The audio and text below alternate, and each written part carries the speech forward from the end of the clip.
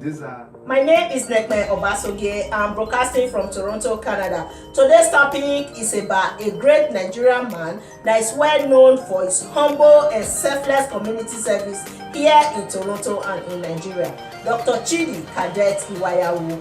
I personally called him the pivot of peace and leadership. After years of serving the community here in Toronto, Dr. Chidi decided to join AAC political party in Nigeria and is currently running for the governor of Enugu State.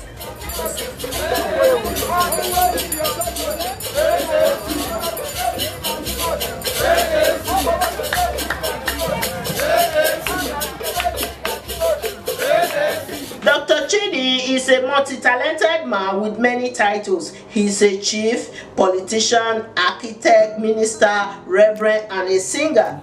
For those who are watching now, they will be curious about what is your profession in Canada? Well, I am a trained architect. I have a master's degree in architecture. Okay. I am a member of the Ontario Association of Architects. I am also a member of the Royal Institute of Canadian Architects. And my wife is also an architect. We both own Fixed Team Building Contractors Limited. Okay. And yes, that's my profession. And also, I am also a minister. I have a doctorate degree in philosophy. So I'm also Reverend Dr. Chidi. I'm a chaplain. I'm a chaplain with the with Sika. And you can sing. Well, you just asked what I do in Canada.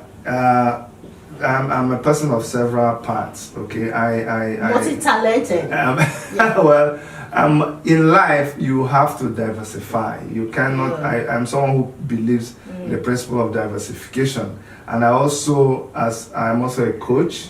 I'm a life coach. Yes, I was trained by JT Fox, so I'm a student of JT Fox. And what type of coaching is that? JT Fox is a life coach. He teaches you how to go about business, how to be an entrepreneur. So I and my wife, we took courses under him. It cost a lot of money, and now we also counsel people. Apart from being a Christian counselor and a marriage counselor too, I coach people. And from that training, we come to understand that you must be able to diversify and have multiple streams of income. So apart from being a contractor and owning a construction business, I also own a media business. Okay, and under that media business, that's where we produce musical videos, we produce artists, and we also have a musical album. His genuine sense of humor and generous community service earned him several awards here in Toronto. In November 2018, Dr. Chidi was also honored with a chieftaincy title in Ozala, Enugu State.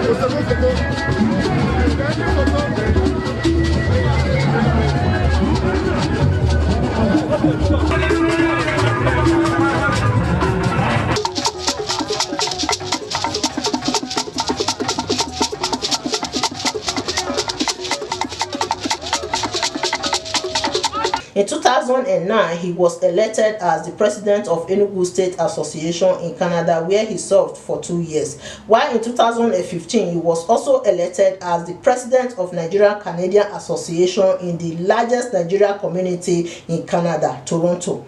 After the end of his tenure as the president of Nigerian Canadian Association in 2018, he decided to join AAC political party in Nigeria, and he's currently running for the governor of Enugu State. And also, you were also the president of Nigerian Canadian Association here in Toronto for how many years?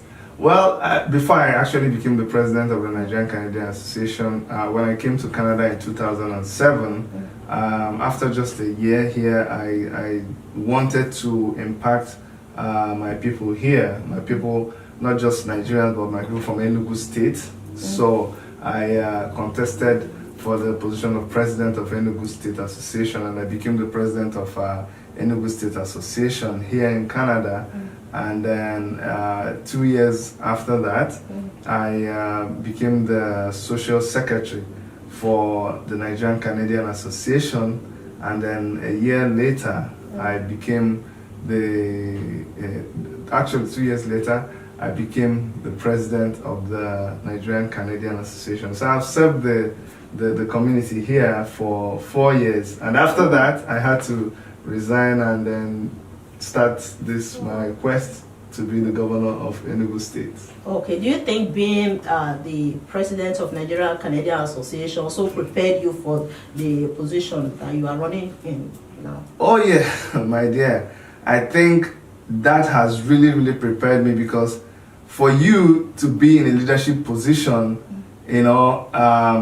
amongst Nigerians in diaspora, you know what it means. Nigerians in diaspora are amongst the toughest set of people that you can deal with, because they are intellectually sound, they are exposed, yes. they are not poor, so everybody is an oga. So yes, exactly. For you to really be able to lead them in harmony, in peace, and be able to interact well with everybody, it's not an easy task. So yes. Having done that successfully for 2 years, having worked with the community for 4 years and been able to do that successfully, it has prepared me. In fact, it was because of my experience as the president of the Nigerian Canadian Association that I knew there was need for us to go back home and participate in the politics back home.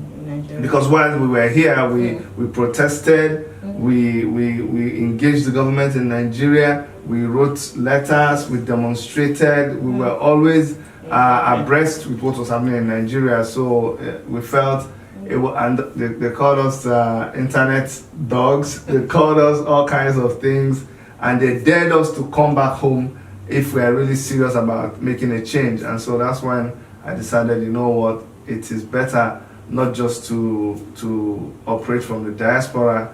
There is need for us to go to the grassroots and participate in the politics of the country. You just came back from Nigeria. Yeah. Campaigning in Enugu State. Yes, I'm going back soon too. Tell us your experience in Enugu State. Because I saw you with some grandmothers, grandfathers. Tell us your experience. My experience is that what we think about politics or leadership or grassroots mobilization in Nigeria, what we think about it is entirely different from what it really is. My experience is an experience of a community and a people who have been really, I'm looking for the right word, but who have been left behind, by the politicians. The politicians have so brainwashed our people, they have so created confusion amongst them, and it is not right. It is not right. These are people who, for so many years, the politicians no longer come to canvass for votes by telling them about their agenda or their manifesto or their time, giving an account of their stewardship. They just come to the people and they distribute money to them. Yeah. And what they do is they don't come to see them until after 4 years, when it's time for them to vote. And they don't also embark on poverty alleviation programs.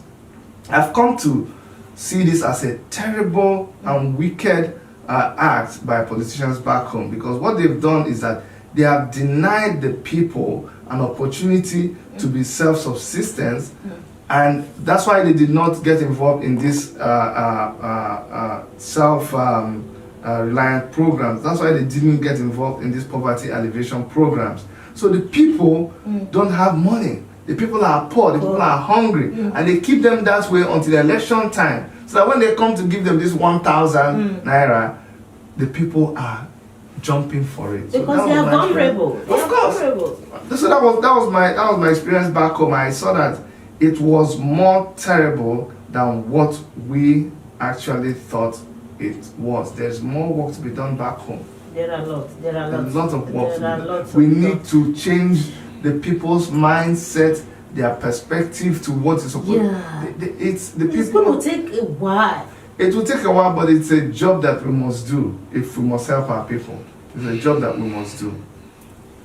So what is your priority list for Enugu?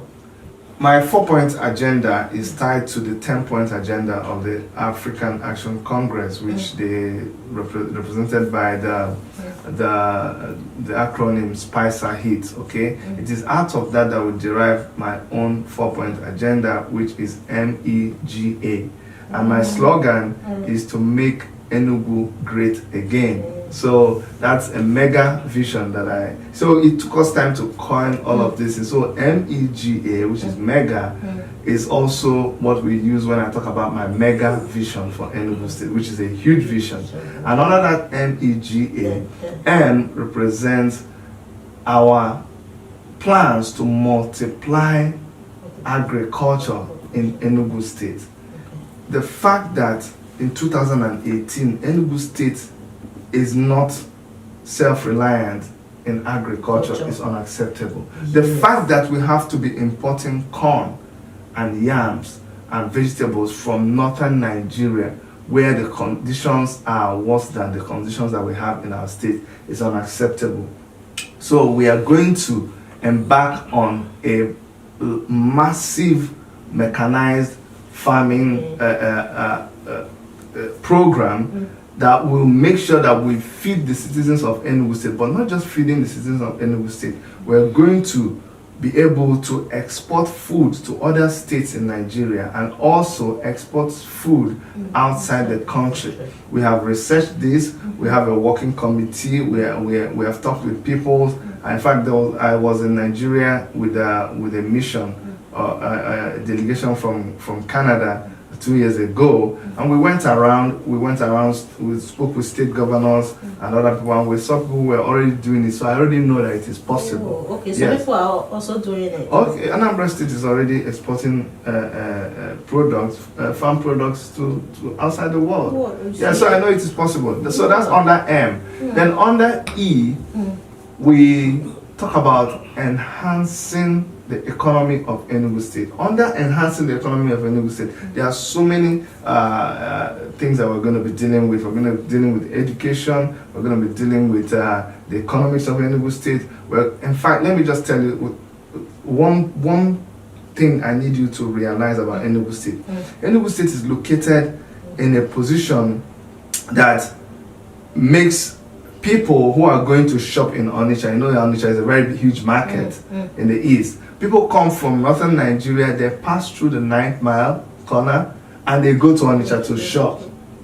They also pass through 9th mile to go to Port Harcourt and to go to Aba to shop. But they don't shop in Enugu. Because the products are not there. So what we're going to do is we're going to establish a mega market in 9th mile. And when we do that, that will explode the economy of Enugu State. We're also going to establish a tax-free zone where people, and you know the airport in Enugu, we're going to make sure that we develop the cargo wing of that airport. There's already an international airport there, but we'll develop that cargo wing so that people can bring in their products. They will not be taxed, and they can establish warehouses around there. They will sell those products right around that airport in the warehouses there, because it's going to be a trade-free zone. So that will make people want to bring in their goods through Enugu instead of coming through Lagos or other places, because they're not going to pay import duties when they bring it through Enugu. You see what that's going to do to the economy of Enugu State. So there is a international airport in Enugu, not yes. Local airports. No, there's international airports in Enugu. Really? They've not commissioned it, they've not started using it. For so many years, I don't want to go into that. Enugu State and Eastern Nigeria has suffered a lot of marginalization. Caribbean Airport in Enugu is why one of the marginalization? You tell me why the River Niger is not dredged. You tell me why Enugu State is not functioning as an international airport like Lagos or Port Harcourt. You tell me why a lot of these things are not happening, but that's a story for another day. Yeah. That's what we're coming in to change. Okay, I'm also in talks with Ethiopian Airlines. As you know, Ethiopian Airlines flies directly from overseas to Enugu State. They're about the only airline that does that. I was talking with the manager of Canadian operations. In fact, they've agreed, after we talked to them, to give concessions and discounts to people traveling to Enugu this period. I'm going to publish that very soon, as soon as I get a letter from them. I've been able to negotiate some discounts for our people who are traveling home for Christmas. Yeah, this is what we already started doing before we get into the government house. Now, that is, so under E, there's so many economic programs that we have. They are contained in my manifesto on my website. Under G, we're going to establish a great health insurance scheme for every citizen of Enugu State, where people will have access to free Medicare, like it's done in several parts of the world.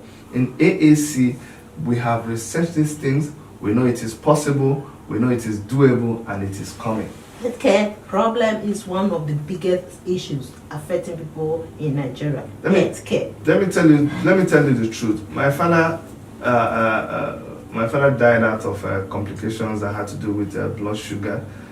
When I took him to the hospital back home, actually to the University of Nigeria Teaching Hospital, there was no single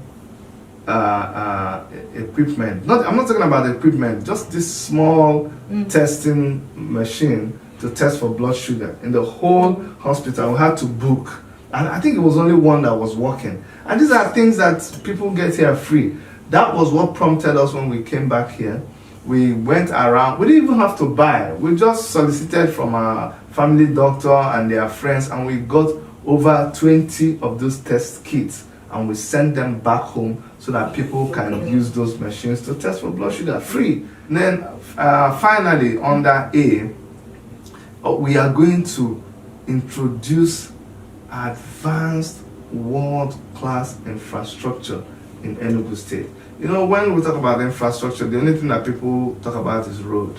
And what they tell me is that, oh, the roads are being built here, they're building road here and there. And I ask them, have you looked at the quality of the roads that are being built? When you look at the roads that are being built, you see that the quality is nothing to write home about. It's very, very low quality. The roads don't last. After a couple of months, you can't even use the roads. They're all spoiled.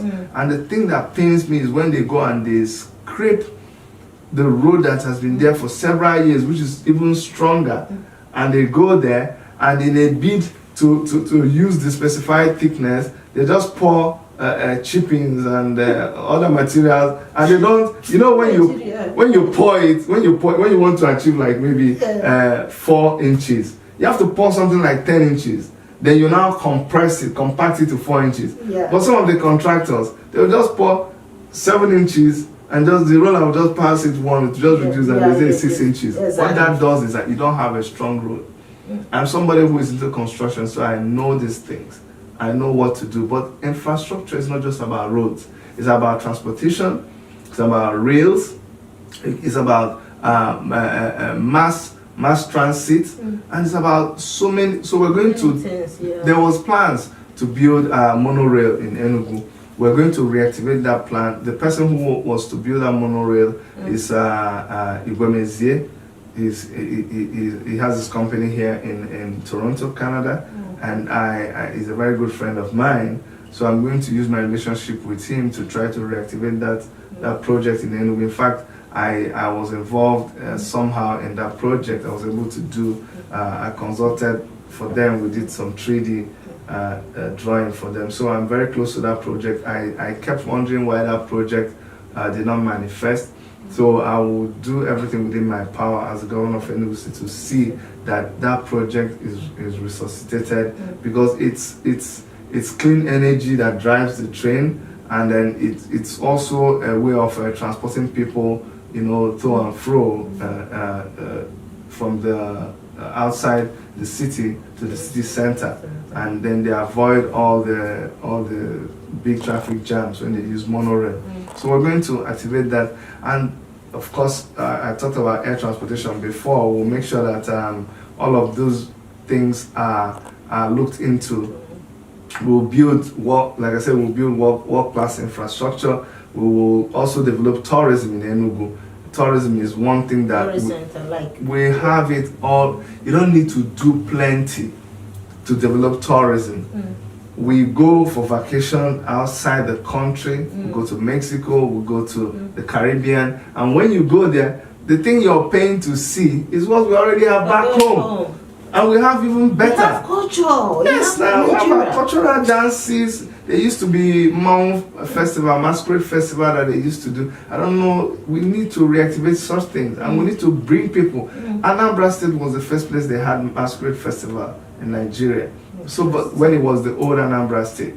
So now we need to bring back all of those things, okay? We need to develop a cultural troupe that will tour the world and show people our culture and attract people. We'll work with the tourism department of the state government with our cultural troupe, and we send them right around the world to go there and showcase our culture and then use that to invite them back to Enugu State. And you know, when they come, they will bring foreign currency. Yeah, it's source of revenue. Of course. And then the hotels will be busy, the transportation will be busy.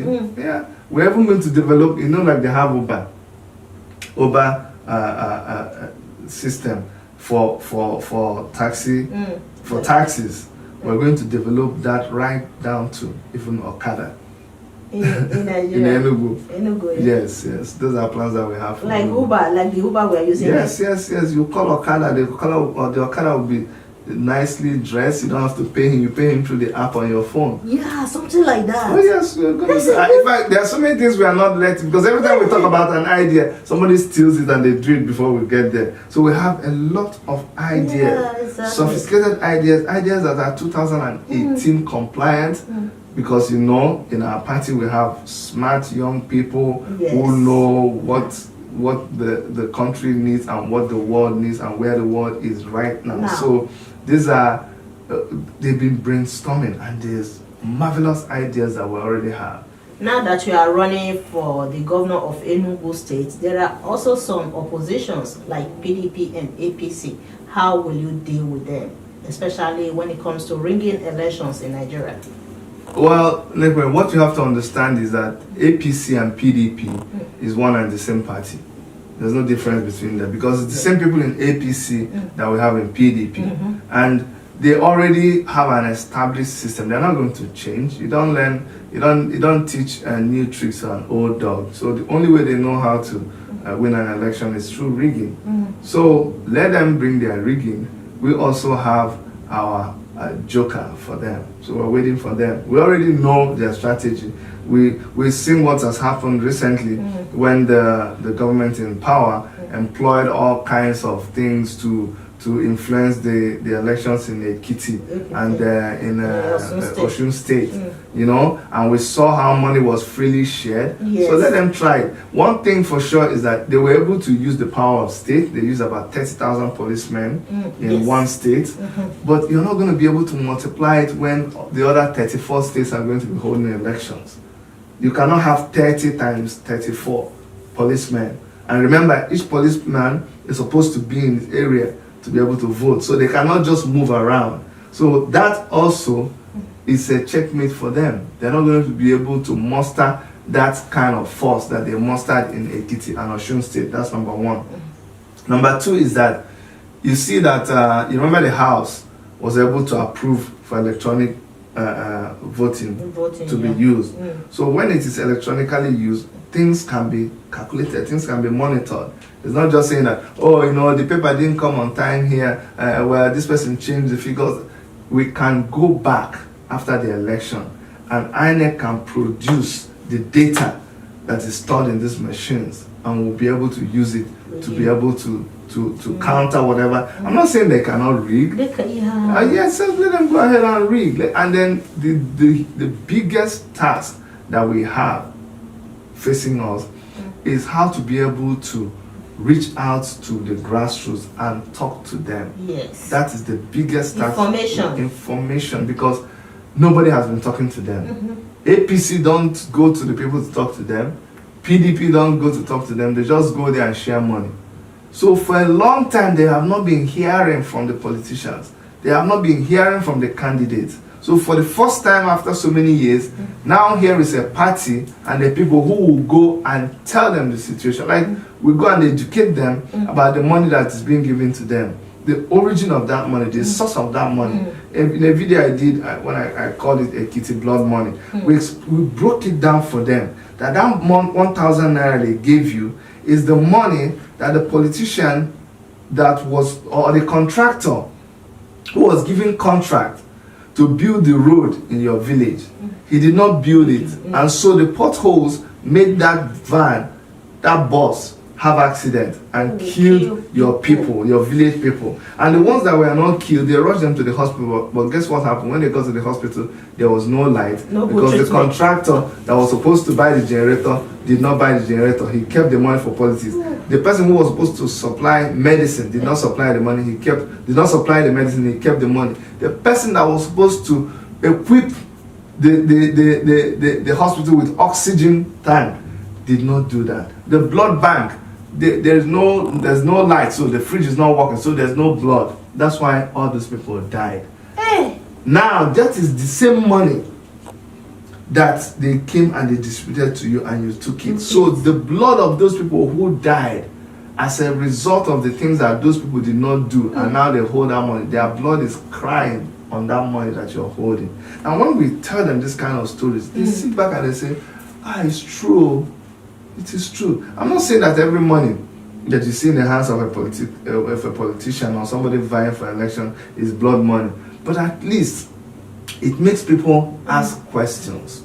This person that is giving you money, where was that person 4 years ago before election? Do you even know him? Do they come back to you? They are representing you, but they are all the time in Abuja. You never get to see them. You don't even see them. And when after the election, you can't approach your governor of your state. It's not easy to even your member of House of Reps. You don't even see them, or the senators. So we are making people.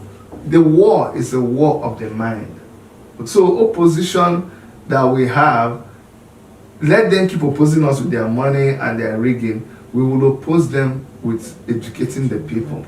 Because the greatest place to touch a human being is in his mind. If you can change their ideology, if you can change their perception of what should and what should not be, then I think they would work better with you. Yeah. Wonderful. So do you have any other thing to share with us today? What I want to share with us is, especially for people in the diaspora, one thing that I find amazing is that when we're in the diaspora, we complain about the situation in the country, we complain how people keep demanding money from us. We know we work very hard. People in the diaspora, some people have 2-3 jobs. You know all the bills that you have to pay. You know there are no free lunches abroad. So they work extra hard. Those that really work hard, not the people who go into dubious things. So after all the complaining, and we come on the internet and we attack people and we write long notes and we do videos where we speak a lot of grammar. You know, we accuse the government, we do everything. We say no, they must change the government. When an opportunity comes for us to participate in the politics of the day, I don't see the people from the diaspora anymore. Yeah. Okay, when they don't even want to go, when somebody elects to actually go down there to change things, they don't support them. So I'm confused. I'm like, what do we really want? I've reached out to a lot of people and they just avoid you. They don't take your calls. They see your text message, they don't reply. So I'm wondering, what is the problem? I'm open to listening because these are people I have been with us, I have talked with us, we've all reasoned together, we have worked, we've said we have to make a change, we have to. How would we sit in the diaspora and make the change back home? How can we make the change online? Do you think Nigerians in diaspora will be the perfect people to change the country? No, I'm talking about support. No, we can't. That's what I'm saying. We can't change them from the diaspora. We need to go down. Okay. So if we are not able to go down, maybe because of our disposition, our jobs and all that, if somebody goes down there from the diaspora, shouldn't we support the person? But some people are supporting him. So that's what I'm saying. The people who are not supporting, I want to know why. Why they are not supporting? Yes. Maybe they have doubts. So that's what I'm saying. They should. you see, the thing is this. Remember where I started from. We keep talking to ourselves. We've always been here talking. We have said this and this and this is what we need to do. We have finally concluded that the only way we can start, you have to start, is by going there. But your political party is one diaspora voting. The one Frederick? Organized. Yes, we won. Yeah, that shows that they are supporting mostly your own political party, AAC. Try to understand what I'm saying, Nekpen. That is in the diaspora. That is online. You don't win elections online in Nigeria. Fine, they supported our party. We already did what we did by voting for Shore is we just spoke our minds to people in Nigeria. We just told them what we had already known a long time ago. So that's what I'm saying. We already know we don't like the government in Nigeria. We already know we want to change the system in Nigeria. We spoke loudly by declaring Shore the winner of that election. But for Shore to win in Nigeria, he needs to practically go down to people. He needs logistics. He needs to move around. It costs money. So I expect the people in diaspora, but I must tell you, try to understand me, in all honesty, we seem to have gotten more support, more financial support, especially from people in the diaspora, more than anywhere else. No, that is correct. But I'm just appealing to those of us who have not been supporting, because if all of us stand behind one candidate and sponsor that person, $1, $2, $10, it doesn't matter. If we bring all this money together, then we can go down and match them force for force, money for money. We may not be able, but I'm telling you, if all of us in the diaspora collect our money together, we will beat them even financially. I want to appeal to every Nigerian in the diaspora. You guys have been supporting our party. You guys have been supporting Omoyele Shore, and what he's doing is organize a lot of fundraising, town hall meetings all over the world, and you guys have powered all of these town hall meetings, and you have supported him. But please, I'm appealing to you, we need more help. More help is needed. Whichever way you can support us, whichever way that you can you can be of financial help to us, we need you, we require you. Don't give up. Sponsor somebody. A group of you can sponsor one person to go back home and talk to our people back home, just like Nekpen has said. Please, there is room for a lot of those things, and it is highly welcome. That's what I got to say. Thank you, Dr. Chidi Omayawu. So when are you going to Nigeria for your campaign again? The campaigns are starting on the gubernatorial campaigns are starting on the 1st of December. Oh. Yes, and then the presidential campaign is starting on the 15th of November. Thank you so much. Also, let me use this opportunity to thank you, Nekpen, for how you highlight the culture of our people. I see your programs, and you're passionate about things about Nigeria, and even with the NEBO TV that you started. Just encourage you to continue doing that, and thank you so much for having me. Thank you, Dr. Chidi. Okay.